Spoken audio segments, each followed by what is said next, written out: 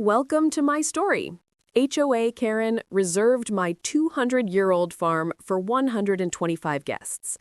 I'm the owner. Intro. The lay of the land. I bought the farm about 6 years ago. It wasn't a whim, it was a rescue mission. The property is a 200-year-old homestead in the Pacific Northwest. Rolling hills, a stone barn that dates back to the 1840s, and an apple orchard that still produces the ugliest, sweetest fruit you've ever tasted. It's a slice of history. It's also, unfortunately, right next door to Oakbridge Estates. Oakbridge is one of those cookie-cutter subdivisions that popped up in the mid-2000s. You know the type. Beige houses, manicured lawns that look like AstroTurf, and a homeowners association, or HOA, that functions less like a neighborhood committee and more like a paramilitary organization. Here is the crucial piece of information. My farm predates their subdivision by nearly 2 centuries. When the developers bought the surrounding land, the previous owner of my farm refused to sell. As a result, my 40 acres are a jagged puzzle piece cut out of their perfect square.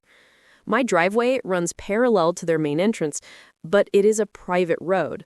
My land is not, and never has been, part of Oakbridge Estates. I pay 0 dues. I follow 0 bylaws. I am an island of chaos in their sea of beige. For the first 5 years, we had an uneasy truth. The residents liked looking at the rustic charm of my horses grazing near their fence line. I liked that they stayed on their side of the fence. Then came Brenda. Part 1. The clipboard cometh. Brenda was elected president of the Oakbridge HOA 3 months ago. I knew this because she put a flyer in my mailbox, which is a federal crime, by the way, announcing her victory and her new initiative to beautify and unify our community boundaries. I didn't think much of it until I came home from work on a Tuesday to find a woman standing in the middle of my lower pasture.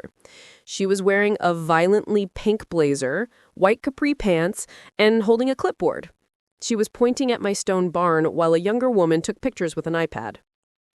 I parked my truck, walked over to the fence, and leaned on it. "Can I help you?"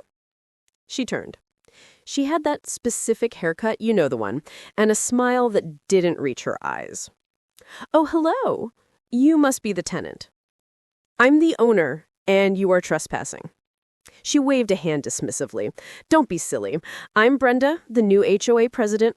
We're just doing a site survey for the fall mixer." "The what?" I asked. "The fall mixer," she said, speaking slowly as if I were simple. Oakbridge holds an annual gala. Usually we rent the country club, but the board voted to utilize the green space this year to save on the budget. The rustic aesthetic is very in right now. I looked around my property. This isn't green space. This is a private farm. It's my home. You can't hold a mixer here. She sighed, walking over to the fence. "Look, I looked at the subdivision maps. Your property is surrounded on 3 sides by Oakbridge. Effectively, you are a localized amenity. We're willing to offer you a small stipend for the disturbance. Say $200. We'll need the barn cleared out by October 12th for the caterers." I laughed. I actually laughed in her face. "Brenda, get off my property. If I see you or anyone from the HOA over this fence line again, I'm calling the sheriff." She stiffened. "There's no need to be hostile. We're neighbors. We're supposed to share. Besides, this barn is an eyesore if it isn't decorated properly. We're doing you a favor. Get out." She huffed, gathered her entourage, and marched back to the subdivision. I thought that was the end of it. I was naive. Part 2. The escalation. 2 weeks later, I was drinking coffee on my porch when a white van pulled up my private lane. It said, "Exquisite Events and Tent Rentals" on the side. A guy hopped out with a measuring wheel. I walked out to meet him. "Morning. Can I help you?" "Just doing the measurements for the tent setup. Order came in for a 40 by 60 marquee, dance floor, and table setup for 125 guests. Wedding reception." My blood ran cold. Who ordered this? Brenda Blank. She said she's the property manager. Buddy, I own this property. Brenda is my neighbor who is currently trespassing vicariously through you. There is no wedding. There is no tent. If you unload one pole off that truck, I'm filing charges. The guy looked at me, looked at the house, looked at his order form, and swore. She paid the deposit with an HOA check, said we had full access starting Friday the 14th. Friday the 14th? I asked. That's in 3 days. Yeah, the wedding is Saturday the 15th. Bride's name is Ashley. I sent the rental guy away. He was cool about it, mostly annoyed that he'd driven out there. But now I had a timeline. Brenda wasn't just planning a mixer. She had sold my property as a wedding venue to someone else, presumably a resident of Oakbridge Estates. I drove over to the Oakbridge Community Center. I knew the board met on Tuesdays. I walked in, ignoring the sign-in sheet. Brenda was at the head of the table. Brenda, I boomed. The room went silent.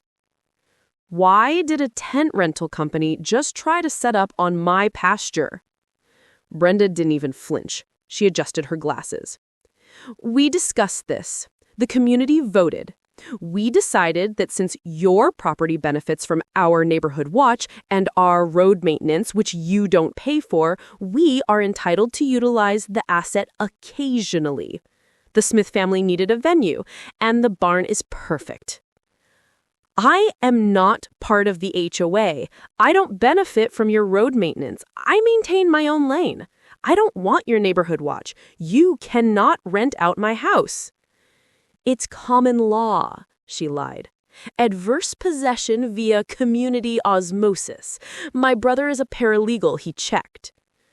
Your brother is an idiot. Cancel the wedding. Tell the Smiths it's off. If anyone sets foot on my land, there will be consequences. Brenda smiled that smug, superior smile. The invitations are sent. The vendors are booked. It's happening. Don't be a Grinch. Just go stay at a hotel for the weekend. We'll reimburse you up to $100. I realized then that arguing was pointless. She lived in a reality of her own making. She truly believed that because she was the president of the HOA, her authority extended to anything she could see from her porch. I left without another word. I didn't go to a hotel. I went to a lawyer. Part 3. The Trap. My lawyer, a guy named Harrison who specializes in land disputes, was practically salivating as he looked at the map. She rented it? Harrison asked, polishing his glasses. Like, took money for it. I said, she charged the Smith family $2,500 for the venue fee. The rental guy showed me the invoice. Oh, that's fraud, Harrison grinned. That's beautiful. Okay, we send a cease and desist immediately. No, I said. I was angry now. A cold, quiet anger. A cease and desist is just a piece of paper. She'll ignore it. She thinks she owns the place. I want to stop them physically. Harrison sighed. I can't advise you to do anything illegal. Is it illegal to lock my own gate? No. Is it illegal to park my tractor in my own driveway? No. Is it illegal to spread organic fertilizer on my active agricultural land during the growing season? Harrison paused. He looked at the date. Mid-October, a bit late for some crops, but perfect for preparing the soil for winter cover crops. He winked. Just make sure it's legally sourced fertilizer. Oh, it will be, I promised. We sent the cease and desist anyway, via certified mail and courier. We sent one to Brenda, one to the HOA board collectively, and I even walked over and taped a copy to the front door of the Smith family, the bride's parents. The Smith family called me that night. They were frantic. We paid the fee, the father yelled. Brenda said it was community land. It is not, I told him calmly. It is my private farm. You have been scammed. You need to get your money back from Brenda and find a new venue. You have 3 days. We can't find a venue in 3 days. We have 125 people coming. You have to let us have this. I don't have to do anything. If you show up, you are trespassing. If you set up a chair, you are trespassing. Do not come. We're coming, the father threatened. Brenda said you're just a bully, and the police will side with us because we have a contract. A contract with a person who doesn't own the land is void. Good luck. They came. Part 4. The D-Day. Saturday morning, the day of the wedding. I woke up at 5 a.m. The sun was just cresting over the hills. It was a beautiful, crisp autumn morning, the kind of day normally perfect for a wedding. The first thing I did was lock the main gate at the bottom of my private lane. It's a heavy steel gate, reinforced. I put a brand new, hardened steel padlock on it. Then I drove my tractor, a massive, green John Deere, down the lane and parked it sideways directly behind the gate. I took the keys. I walked back up to the house. At 8 a.m., the first truck arrived. It was the caterers. I watched from my porch with a pair of binoculars. They pulled up to the gate, honked, waited, honked again. One guy got out, shook the gate, saw the tractor, and got on his phone. They idled there for 10 minutes, then turned around and left. Good start. At 9:30 a.m., Brenda arrived. She didn't come in a car. She marched down the hill from the subdivision, stomping through the tall grass of the easement, followed by the bride, in curlers, the bride's mother, and 2 men who looked like dads. They reached the fence line nearest my barn. Not the driveway, but the wire fence separating my land from the HOA. "Open the gate!" Brenda screamed. She was holding a pair of bolt cutters. I walked out of the barn. I was holding a cup of tea. I was also wearing a GoPro on my chest, and I had my security cameras recording everything. "Brenda," I called out cheerfully, "lovely morning for a walk." "You are in violation of the agreement," she shrieked. "Open this fence immediately. The florists are blocked out." "There is no agreement, Brenda. I own this land. If you cut that fence, you are committing felony destruction of property." The bride started crying. "You're ruining my day. Why are you doing this?" "I didn't do this," I said, pointing at Brenda. "She did. She sold you a venue she didn't own. I told you 3 days ago not to come." "Cut it," the bride's dad said. "Just cut the damn fence. We'll deal with the lawsuit later." Brenda stepped forward with the bolt cutters. "I wouldn't do that," I said.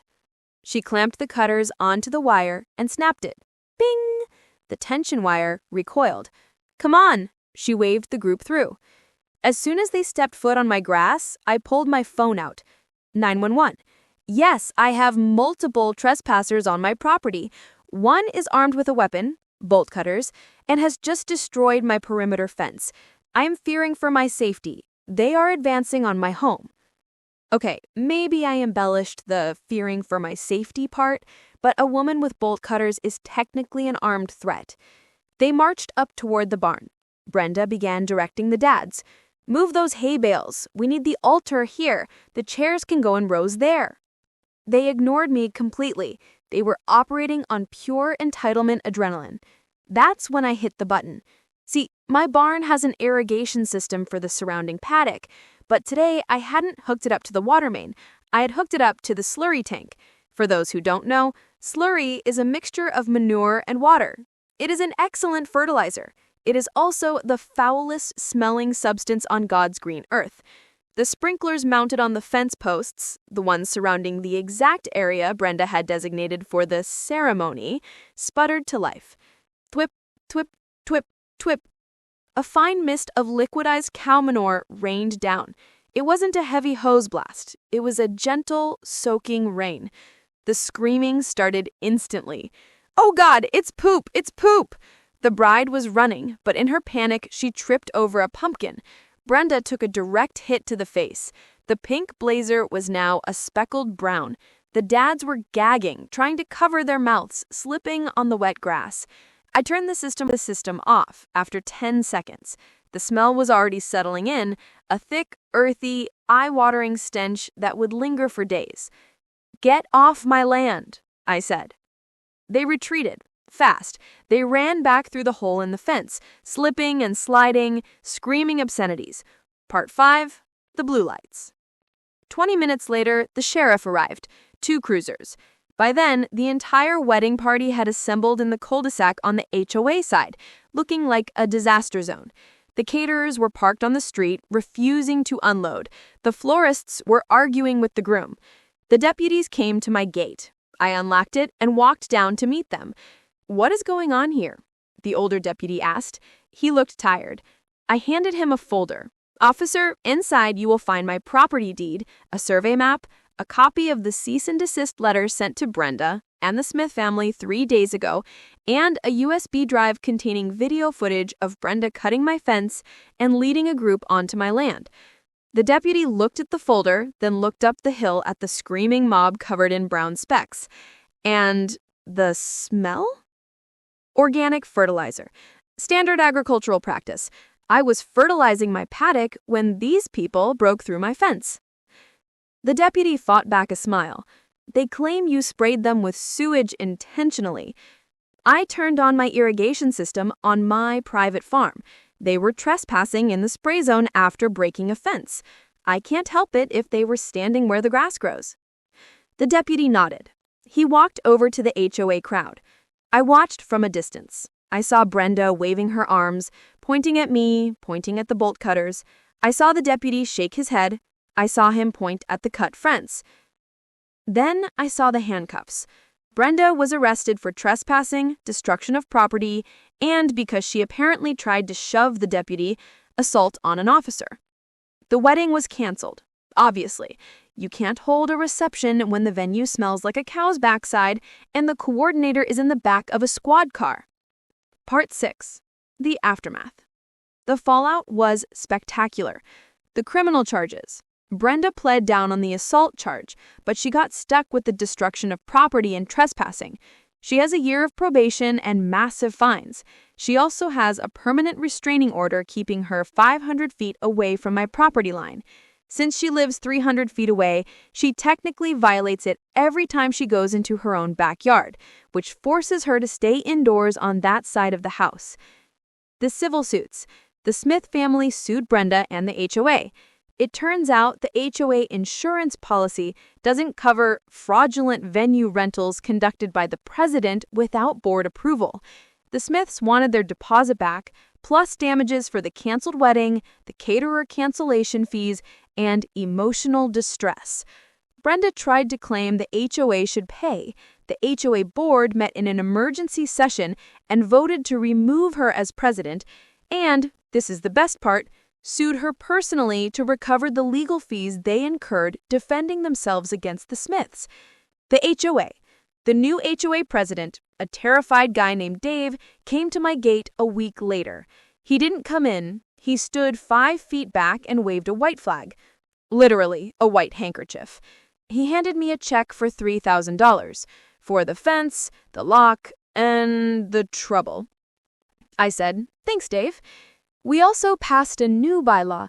The phrase, "the farm," is now banned from all board meeting agendas.